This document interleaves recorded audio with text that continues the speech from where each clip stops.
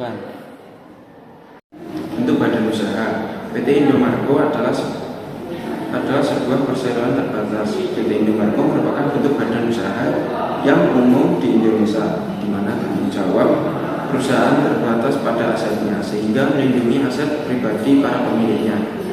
PT Indomarko didirikan dengan modal yang tercantum dalam anggaran dasarnya, dan kekayaan perusahaan terpisah dari kekayaan pribadi para pemiliknya. Struktur organisasi, PT Indomarko memiliki struktur yang kompleks untuk mendukung operasinya yang luas dan berkembang. PT Indomarko memiliki beberapa struktur. Yang pertama ada struktur berbasis cabang. Struktur berbasis cabang yaitu di mana setiap cabang bertanggung jawab atas operasi di wilayah geografis tertentu. Yang ketiga ada departemen dan tim. Di dalam setiap cabang terdapat berbagai departemen dan tim yang mendukung operasi sehari-hari. Departemen sendiri terbagi menjadi 4. Yang pertama, departemen operasional. Yang kedua, departemen keuangan. Yang ketiga, departemen SDM. Yang keempat, departemen pemasaran. Yang ketiga, ada struktur lapangan. Struktur lapangan yaitu yang mengelola toko-toko di Indomaret di bawah cabang. Setiap toko dipimpin oleh seorang kepala toko yang bertanggung jawab atas operasional toko dan timnya. Yang keempat ada hubungan dengan kantor pusat. Hubungan dengan kantor pusat memiliki peran yaitu dalam menetapkan strategi dan kebijakan perusahaan. Yang kelima ada peran waralaba. PT Indomarko Prismatama memiliki model bisnis waralaba yang kuat, di mana individu atau bisnis dapat mengoperasikan toko Indomaret mereka sendiri di bawah merek dan pedoman perusahaan. Yang selanjutnya job description karyawan. PT Indomarko memiliki berbagai macam posisi pekerjaan untuk mendukung operasinya yang luas. Berikut pekerjaan umum yang ditemukan di PT Indomarko. Yang pertama ada kepala toko. Kepala toko bertanggung jawab untuk mengatur operasional toko secara keseluruhan, termasuk stok, penjualan, layanan, pelanggan, keamanan, dan tim karyawan. Yang kedua ada kasir. Tanggung jawab kasir yaitu melayani pelanggan di kasir, memproses transaksi pembayaran, dan memberikan layanan yang ramah dan profesional. Yang ketiga ada staf gudang, di mana staf gudang ini bertanggung jawab mengatur dan memelihara stok barang di gudang. Yang keempat ada staf marketing. Staf marketing bertanggung jawab untuk merencanakan dan menjalankan program marketing untuk meningkatkan penjualan dan brand awareness Indomaret. Yang kelima ada staf HRD, bertanggung jawab untuk mengatur proses rekrutmen, pelatihan, dan pengembangan karyawan serta mengelola hubungan industrial. Selanjutnya program pengadaan SDM. Program pengadaan SDM atau sumber daya manusia pada PT Indomarko Prismatama melibatkan beberapa tahapan, termasuk perencanaan, seleksi, dan pengembangan. Perusahaan ini melakukan seleksi terhadap calon karyawan untuk memperoleh SDM yang baik. Tahapan program pengadaan SDM. Yang pertama ada perencanaan. Yang kedua seleksi, yang ketiga pengembangan. Tujuan program pengadaan SDM yaitu meningkatkan kinerja karyawan, mengembangkan karir karyawan, dan meningkatkan kepercayaan karyawan terhadap perusahaan. Selanjutnya ada rekrutmen. PT Indomarko memiliki proses rekrutmen yang terstruktur untuk mendapatkan karyawan yang berkualitas. yang terdapat pada PT Indomarko ada beberapa tahap, yaitu yang pertama penerimaan lamaran, yang kedua seleksi administrasi, yang ketiga tes kemampuan, yang keempat wawancara, yang kelima pengumuman hasil, yang keenam onboarding dan pelatihan.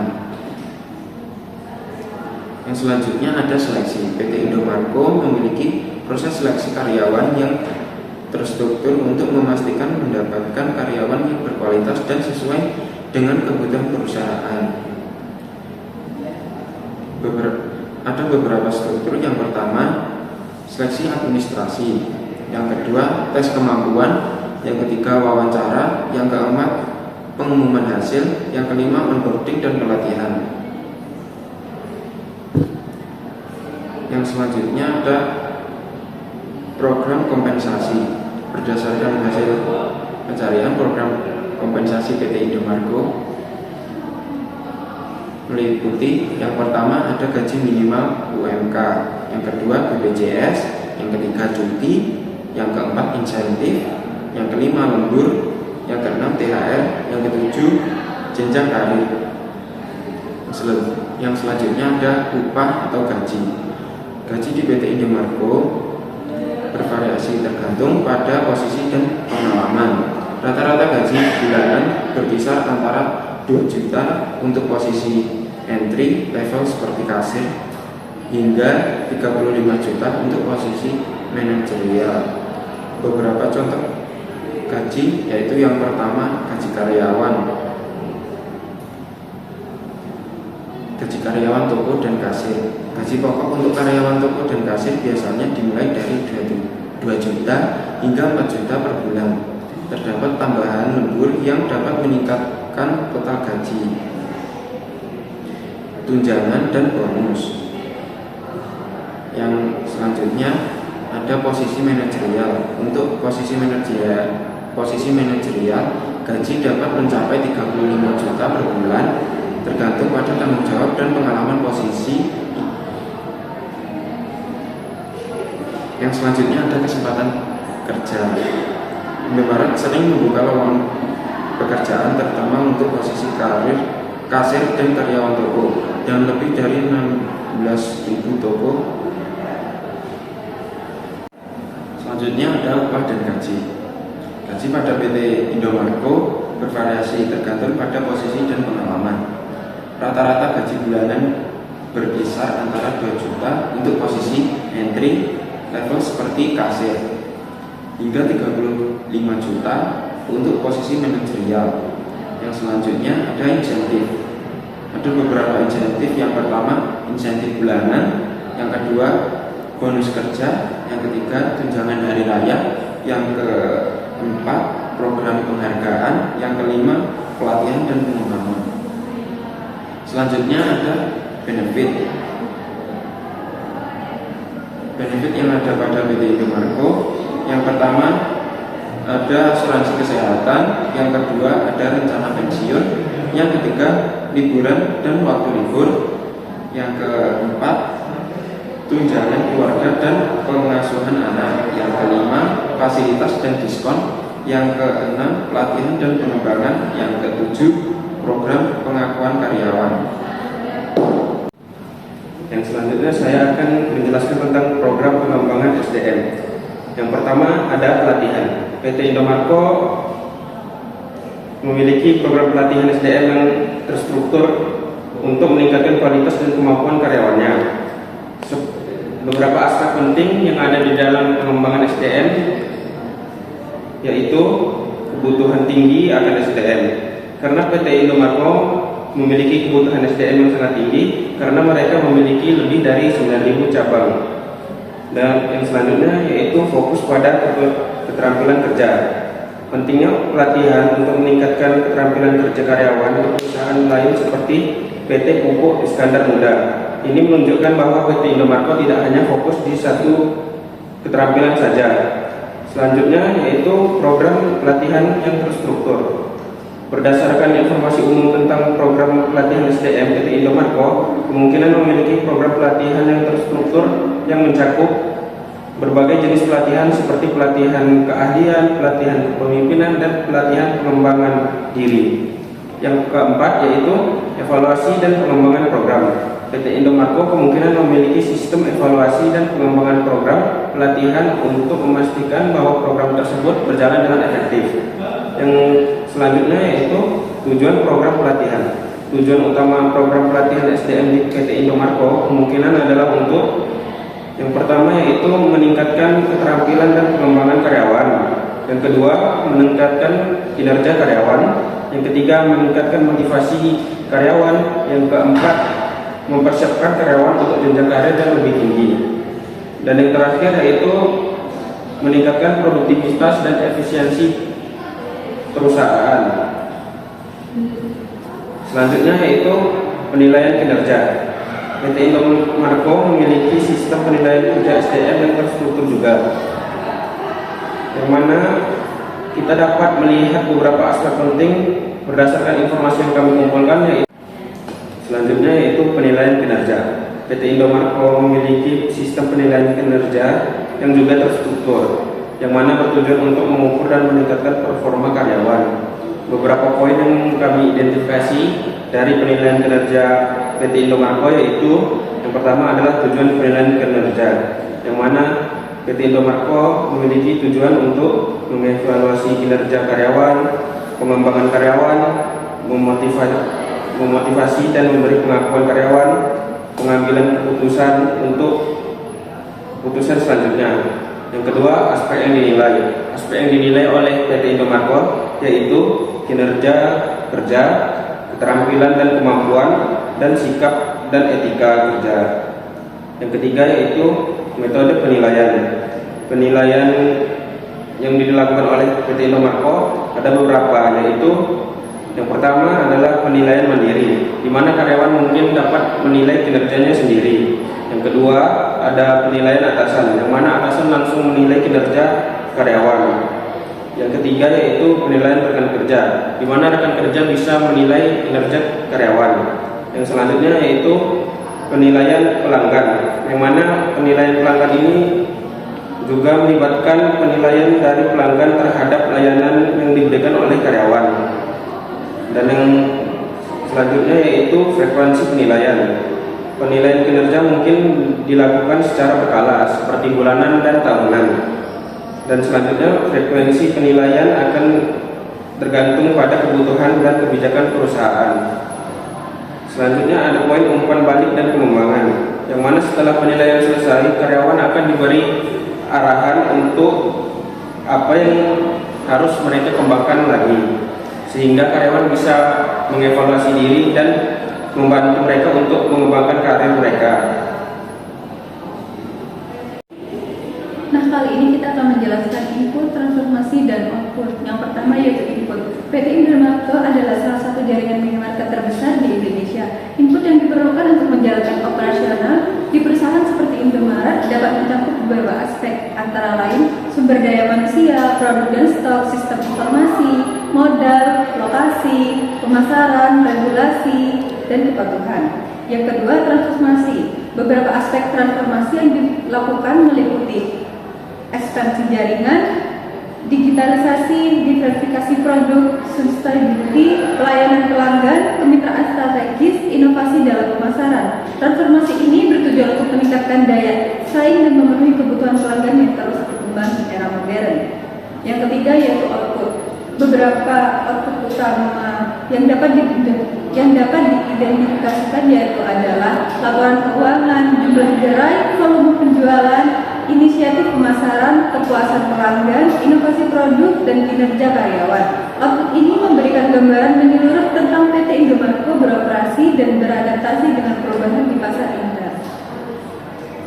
Yang selanjutnya yaitu strategi rantai pemasokan. Kemitraan strategi dengan pemasokan Indomaret menjalin hubungan yang kuat dengan berbagai pemasok, baik lokal maupun internasional, untuk memastikan ketersediaan produk yang berkualitas dan harga yang kompetitif. Kemitraan ini juga mencakup kolaborasi dengan pengembangan produk baru, yaitu pengelolaan inventaris yang efisien, distribusi yang terintegrasi, teknologi dan otomatisasi, analisis data dan permintaan pasar, fleksibilitas dan responsivitas. Yang terakhir, pelatihan dan pengembangan karyawan. Dengan menerapkan strategi-strategi ini, PT Indomaret berusaha untuk menciptakan rantai pasokan yang efisien, responsif, dan berkelanjutan, yang pada gilirannya mendukung pertumbuhan dan keberhasilan perusahaan di pasar retail.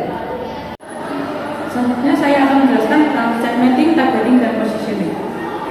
Segmenting, targeting, dan positioning merupakan proses strategi pemasaran yang penting untuk memahami dan menjangkau pasar dengan lebih efektif. Yang pertama ada segmenting.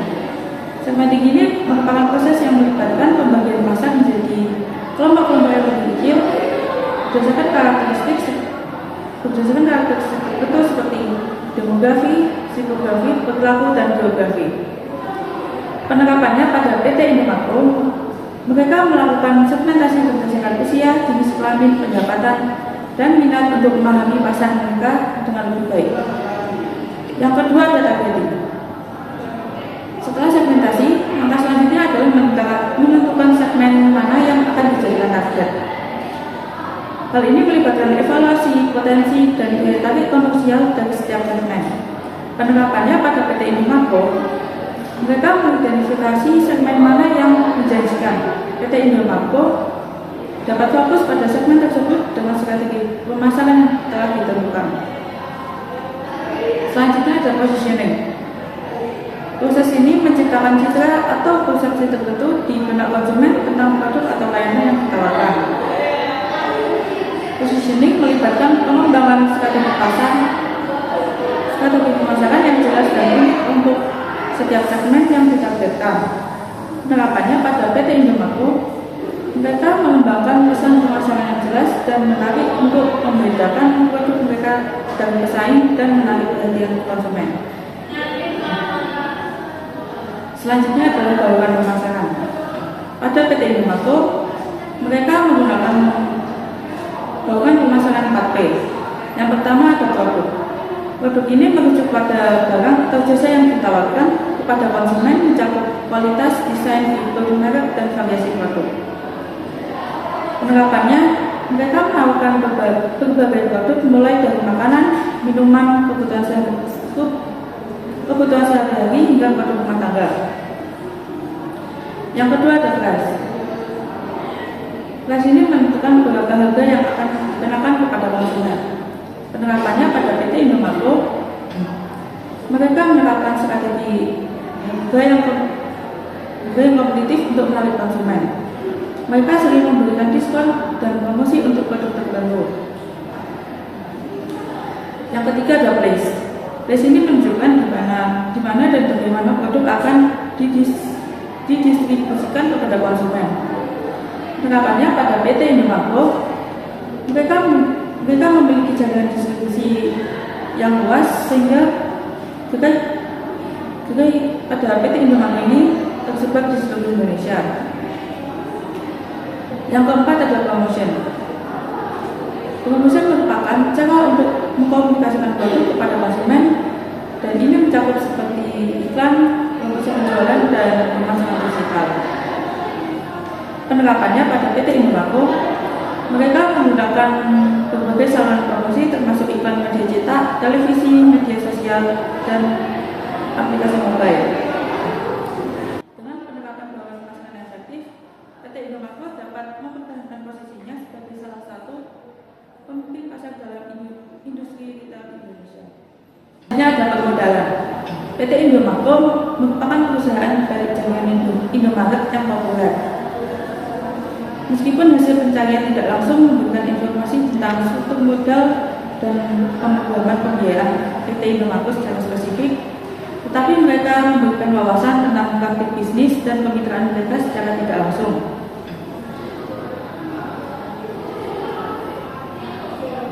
Yang pertama ada kolaborasi dengan bisnis lokal.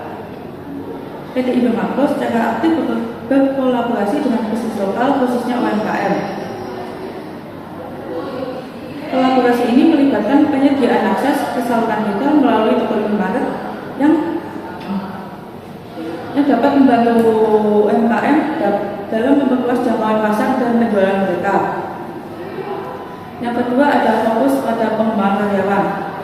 PT Indomakro menekankan pengembangan karyawan melalui program pelatihan dan menawarkan peluang untuk kemajuan karir di dalam perusahaan. Fokus pada pengembangan sumber daya manusia ini menunjukkan komitmen untuk pertumbuhan dan keberlanjutan jangka panjang. Yang ketiga adalah komitmen terhadap tanggung jawab sosial perusahaan.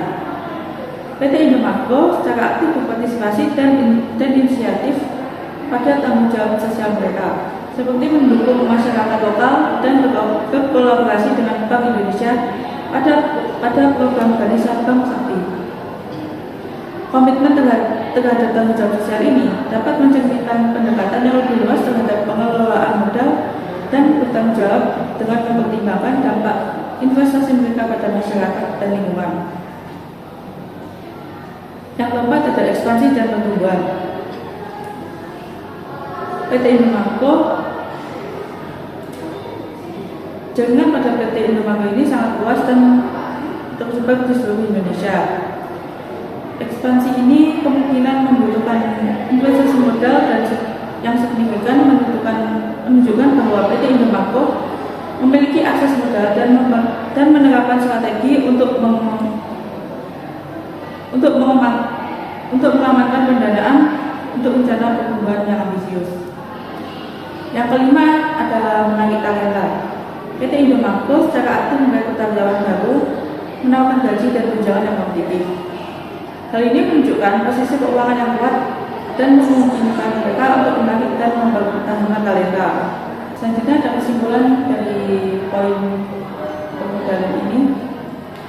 Kesimpulannya adalah meskipun hasil pencarian tidak memberikan hasil spesifik tentang struktur modal atau program pembiayaan PT Indomakro, tetapi mereka tetap menunjukkan perusahaan yang sehat secara finansial dan berkomitmen untuk tumbuh dan aktif terlibat dalam mendukung bisnis dan masyarakat lokal. Fokus mereka pada ekspansi, pengembangan karyawan, dan tanggung jawab sosial menunjukkan pendekatan strategis terhadap pengelolaan modal yang memprioritaskan keberlanjutan jangka panjang dan tanggung jawab sosial. Cukup sekian yang dapat kami sampaikan, kurang lebihnya mohon maaf. Semoga apa yang kami sampaikan bisa bermanfaat bagi kita semua. Assalamualaikum warahmatullahi wabarakatuh. Sampung.